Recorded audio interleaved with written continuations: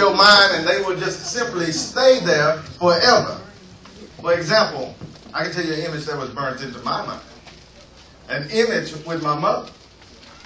I happened to be about 12 years old. I heard a pow in the next room. There's only 2 rooms in the house. I get up, I go to the next room, and guess what I see? An image that has stayed with me forever. A man by the name of Willie. Stand over her. He had just shot her in the head. She's bleeding across the bed. The image that stays in my head was the fact that he was holding a gun in one hand and old Milwaukee in the other. Stays there. Doesn't go away. Certain images, they stay with you and they burn in your heart and in your mind forever. And you may even have some images like that yourself that just stay with you. And they stay within your mind no matter what. Here we have in Acts 2 an image of the church. And their image is that they were doing life together. That was their image. And that's the image we need to then burn into our mind on how we need to do life together, but from the inside out. See, because they had to learn at the end of verse 47, it says one thing that is very, very important. It says that they were doing life together and people were being saved. Now, what's so important about that, I'm glad that particular text was there, because it makes us to understand, it helps us to understand that what they were doing was life from the inside in order to reach those on the outside. So many times we'll think church is all about doing life on the inside. But in actuality, you have to do life on the inside in order to attract those on the outside. Amen. We have to then do life together so that we become unit and bonded together. So when people on the outside look on the inside, they'll say they'll want to come to the inside because we're on the inside. So we have to do life from the inside out. The important thing is that we learned last time that the church is not a building, it's not an organization, it's not an institute, it's not a club. What is it? It is people doing life together. So then what does that tell us? The church represents us. We are the people that the church represents. And we have to do life together from the inside, pointing to those on the outside. How did this happen? How did this all of a sudden come about? And I'm going to press to you that it started here in Luke 15. But I'm going to even go back even further, that you have to understand the Old Testament and the New Testament concept. There's been a paradigm shift between the old and the new. The landscape has changed. All of a sudden in the Old Testament, it is people who are without God. They have to come to God to be a people of God. See, that's how it is the old. People without God, they come to God to join the people of God. But with the death and resurrection of Jesus Christ, all of a sudden the paradigm shifts. The landscape changed. How could that be? Because now what happens is God takes those people like you and I. He takes us. And then we go to the people that are without God. And then we take those people and bring them back to be a part of the family of God. The dynamics change. The paradigm shifts. So what would bring about all of a sudden, why would then this New Testament church, how could then they have this particular mindset, which goes back to Acts 1 and 8?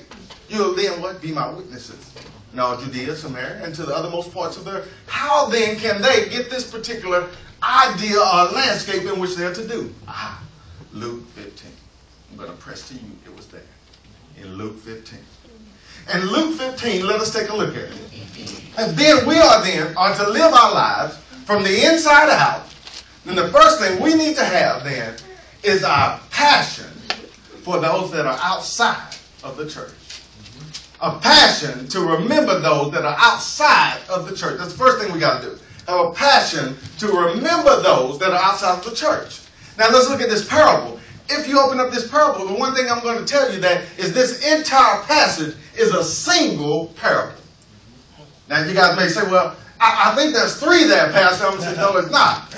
There's one single parable. You're going to say, well, are you making that up? I'm going to say, no, I'm not. I'm going to say, let's look at the text. If you simply look in verse number 3, it tells you right there that it was, i.e., a single parable.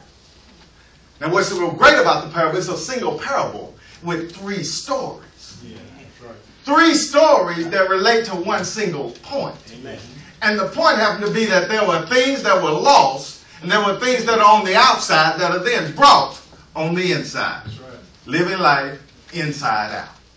So this is the point of the parable. Look, but he goes on. He says, I want you to know something else. There are two crowds out here.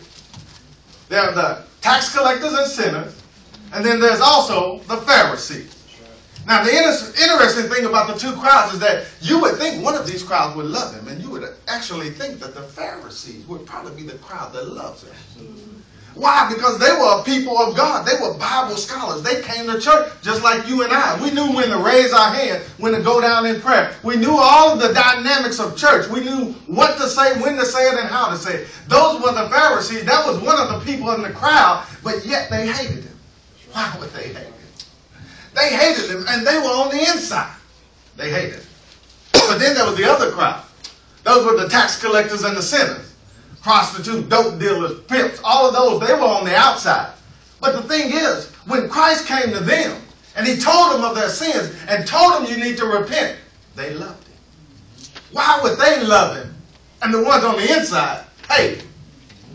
Why would they love him? Because they knew he loved them. They knew he loved them. Then all of a sudden, the ones on the inside, they have a problem with the ones on the outside. The ones on the outside now want to come on the inside.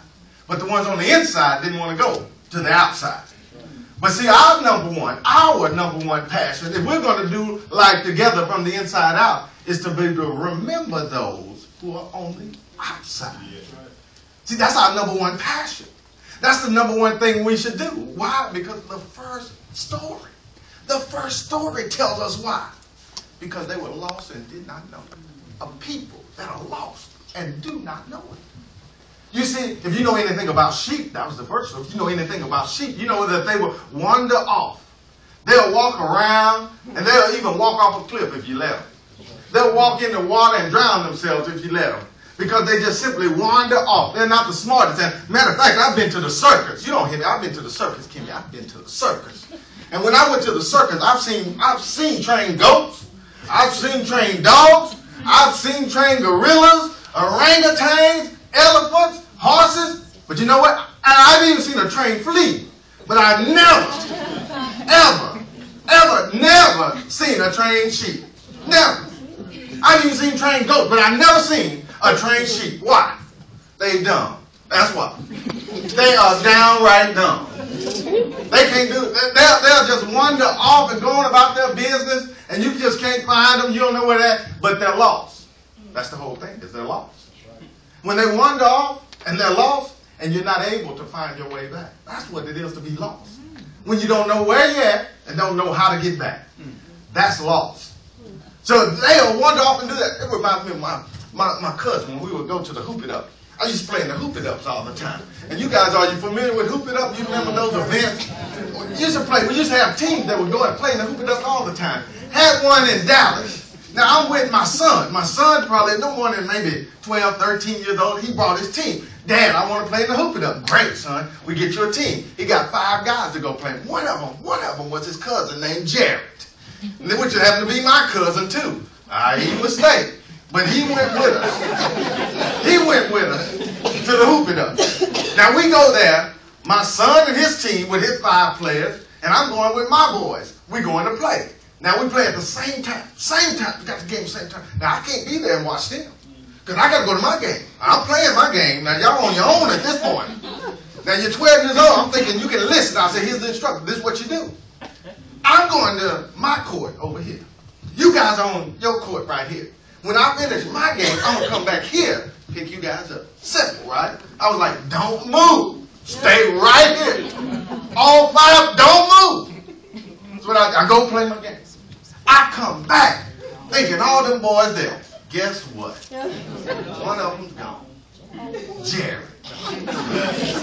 My cousin, gone. Done wandered off. I asked myself, where is Jared? He said, Jared done wandered off. I tried to tell him to stay here, but he wandered off. And there you go. He's wandering somewhere. What did I do? I tell him, y'all stay right here. Don't move while I go find Jared. And that's what I did. I went to find him. Guess what? I found him somewhere by a hot dog stand, sniffing at hot dogs or something. I was like, boy, don't you know you lost? And he was going, I know my way back. Well, he didn't know. I would say, court over there, son. You lost it all. Get out. I find him, and I have to bring him back. That's how it is. When you're lost, you're lost. You just don't know. You wandered off. It's because you don't know the way back. Sometimes you're lost without even knowing it, because you just simply wandered off. And our number one passion to live from the inside out is to remember those who are lost. Lost without knowing. But you can be lost without value. How could that be? The lady with the coin. All of a sudden, she had one less. She lost it. And a coin is made for two things: to be spent or to be saved. Nothing else. If it's lost, it has no value. You can't spend it and you can't save it. Neither one of them. They're simply lost. See, what happens is our lives, God wants to save us. Why? Because you're valuable to Him. You and I are one of the most valuable things to God. Why? Because you and I, we're going to live forever. The question is, where will you live? How are you going to spend this life so that you can spend eternity? That becomes the question. You're valuable as you are. Yes. Because God says you're valuable. And because of that, you have to determine, how am I going to spend my life? A coin without being either spent or saved. That's the only two options. What about your life? If you look over your life, have you spent it all? You squandered it. How have you done your life? How have you done it? Because when it comes time for eternity to make its call, you're going to have to make an account for what you've done with your coin. A coin can lose its value, but our number one passion should be to remember those who are on the outside, because they're lost without knowing it. They're lost without value.